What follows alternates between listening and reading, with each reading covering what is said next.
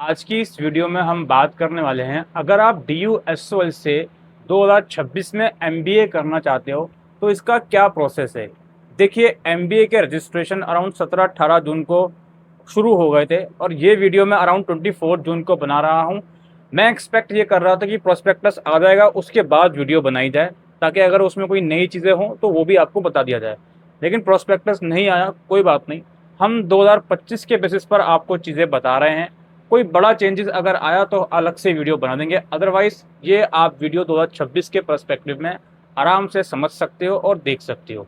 Again कोई changes आया तो उसके लिए प्लीज़ वेबसाइट चेक करते रहिएगा।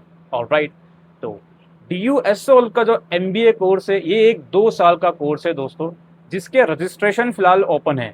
रजिस्ट्रेशन के नाम पर आपसे 500 रुपये रजिस्ट्रेशन फीस ली जा रही है और फिलहाल इसी फेज के रजिस्ट्रेशन चल रहे हैं।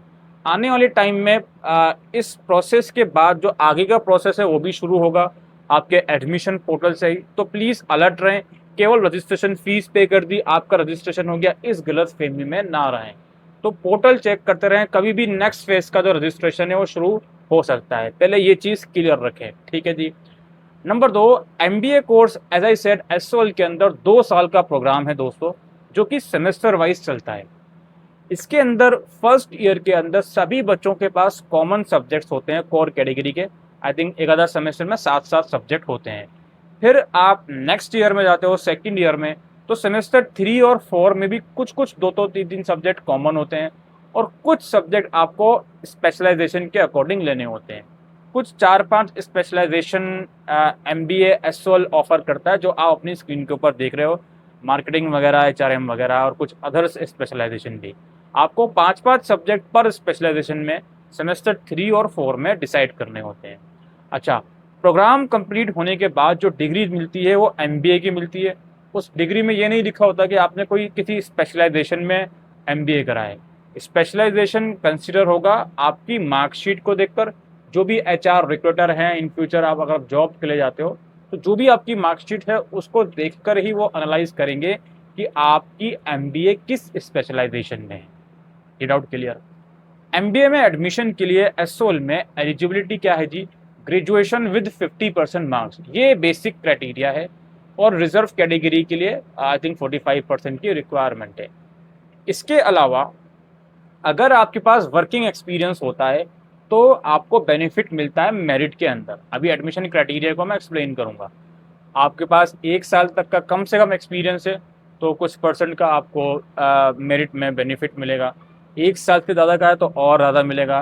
3-4 साल तक का एक्सपीरियंस होता है तो आपको मेरिट में, तो आपको एडमिशन में मेरिट में वेटेज मिलता है।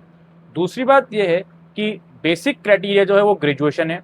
इसके अलावा अगर आप किसी गवर्नमेंट सेक्टर में काम कर रहे हो या कर चुके हो, या आप मेडिकल सेक्टर में कर चुके हो, तो उसके अंदर भी आपको MBA के अंदर एलिजिबल आप लोग होते हो, तो आपको प्रेफरेंस दिया जाता है इन कैटेगरीज के बच्चों को। दोस्तों, एक और बात मैं कहना चाहूँगा, इस बार MBA में कुछ नई स्पेशलाइजेशन भी एड ऑन हो सकती हैं। जैसे कि मैंने कहा, प्रोस्पेक्टस अभी आया नहीं है, लेकिन जो बातें निकल के आ रही हैं वो ये हैं कि हॉस्पिटैलिटी सेक्टर का भी एक जो स्पेशलाइजेशन है वो ऐड करा जा सकता है। हेल्थ केयर सेक्टर का जो स्पेशलाइजेशन है वो ऐड किया जा सकता है। ठीक है, इस चीज़ का ध्यान रखें, प्रोस्पेक्टस आएगा उसमें क्लियर होंगी सारी चीज़ें। तो एलिजिबिलिटी क्या है भाई? मिनिमम ग्रेजुएशन, ठीक है जी, 3 साल वाली। और उसके अलावा भी जो अलग अलग कैटेगरीज हैं, जो गवर्नमेंट सेक्टर में, पब्लिक सेक्टर में लोग काम करते हैं, उनको भी वेटेज दिया जाएगा, मेरिट में प्रेफरेंस उनको दिया जाएगा। ये चीज़ें क्लियर। अब MBA SOL में जो एडमिशन होते हैं उसके लिए कोई भी एंट्रेंस नहीं है, उसमें मेरिट के आधार पर एडमिशन होते हैं, आपके ग्रेजुएशन के मार्क्स के आधार पर। और जैसे कि मैंने कहा, आपके पास वर्क एक्सपीरियंस है कम से कम 1 साल या उससे ज़्यादा का, तो आपको मेरिट में वेटेज, एक्स्ट्रा वेटेज मिलता रहता है। और अगेन, अगर आपने ग्रेजुएशन नहीं करी, सिर्फ उसके बाद भी आपने कोई कॉर्पोरेट सेक्टर में, गवर्नमेंट सेक्टर में काम वगैरह किया हुआ है, तो भी आपको वेटेज कह सकते हो या प्रेफरेंस कह सकते हो, वो आपको मिलेगा। लेकिन मिनिमम क्राइटेरिया जो है वो ग्रेजुएशन है। सिर्फ ग्रेजुएशन आपकी कंप्लीट है या इवन आप फाइनल ईयर में हो तो भी आप इसका फॉर्म भर सकते हो, तो भी आप एलिजिबल हो। काफ़ी लोग ये पूछेंगे, सर कितने कट ऑफ इसकी जा सकती है, मिनिमम कितने नंबर हम लोग लेकर आएँ? देखिए, इसका हम कुछ आइडिया दे नहीं सकते, क्योंकि एसओएल जो एमबीए में एडमिशन हर साल करता है, उसमें जो एडमिशन लिस्ट निकालता है उसमें कट ऑफ वो लोग बताते नहीं है। हालांकि बताना चाहिए बट वो बताते नहीं है। तो फिर भी आप ये एक्सपेक्ट करो कि कम से कम यार एक डिसेंट परसेंटेज जनरल कैटेगरी वालों के लिए 65 से ऊपर तो कम से कम होनी चाहिए।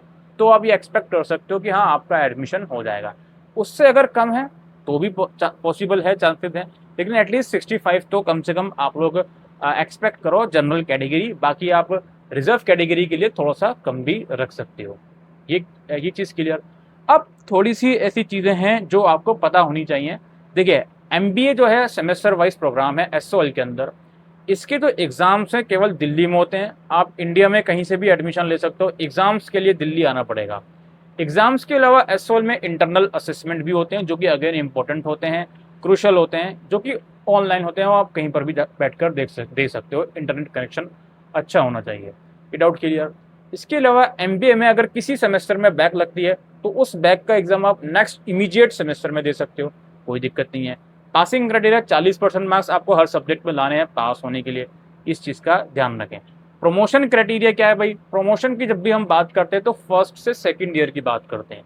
फर्स्ट से सेकेंड ईयर में प्रमोट होने के लिए आपको 75% सब्जेक्ट्स क्लियर करने हैं। 14 सब्जेक्ट आई थिंक होते हैं, तो 14 में से 3/4 सब्जेक्ट आपको क्लियर करने हैं, तो ही आप नेक्स्ट ईयर में प्रमोट होते हो। ठीक है जी। एमबीए एसओएल से अगर आप कर रहे हो तो प्लीज़ इस बात का ध्यान रखें कि ये डिस्टेंस मोड से एमबीए हो रहा है। ये कोई रिप्यूटेड बी स्कूल से एमबीए नहीं हो रहा, आईआईटी से नहीं हो रहा, आईआईएम से नहीं हो रहा, एफएमएस से नहीं हो रहा। ये एसओएल से एमबीए हो रहा है। ज़रूर इसका जो सिलेबस है वो पैरेलल चलता है डीयू एफएमएस के, बिल्कुल सेम सिलेबस है, लेकिन यहाँ पे प्लेसमेंट की अपॉर्चुनिटी आपको मिले इस चीज़ की गारंटी नहीं है। नंबर 2, जो भी non working professional MBA SOL से करेंगे उनको फर्स्ट ईयर कंप्लीट होने के बाद मैंडेटरी 8 हफ्ते की इंटर्नशिप करनी होती है, जो कि ज़रूरी होती है। जो वर्किंग प्रोफेशनल है उन्हें नहीं करनी होती। नंबर 3, जो इसी को कंटिन्यू रखते हैं जॉब वाली चीज़ों को, देखिए जॉब के लिए आपको खुद ही तलाश करनी पड़ेगी। ज़रूर एमबीए है, ये कोर्स प्रोफेशनल कोर्स है, लेकिन प्लेसमेंट की उम्मीद इतनी मत लगाइएगा। आप लोग इस चीज़ को बिल्कुल समझ लें। अगर आपको ये लगता है कि आप करंटली जॉब में हो या आप इस एमबीए को करके अपना प्रमोशन करवा सकते हो, या आपको इतना अपने ऊपर भरोसा है कि यार मुझे सिर्फ डिग्री चाहिए, उसके बाद मैं अपना जुगाड़ जॉब वगैरह का कर लूँगा, तो you are most welcome to pursue MBA. लेकिन सोलली डिपेंड करना यूनिवर्सिटी के ऊपर प्लेसमेंट के लिए, वो थोड़ी सी गलतफहमी है आपके माइंड में। उस चीज़ को ज़रूर से निकाल दीजिएगा एडमिशन लेने से पहले भी। समझ गए जी? तो ये सारी कहानी है एमबीए की। बाकी जो इन्फॉर्मेशन मुझे लगता है इस वीडियो में मैंने नहीं दी तो आप कमेंट सेक्शन में लिखकर पूछ लीजिएगा, कोशिश करेंगे उसके ऊपर भी वीडियो बनाई जाए। ठीक है, उम्मीद करता हूँ ये वीडियो आपको यूज़फुल लगी हो, तो इस वीडियो को शेयर करिएगा। शुक्रिया।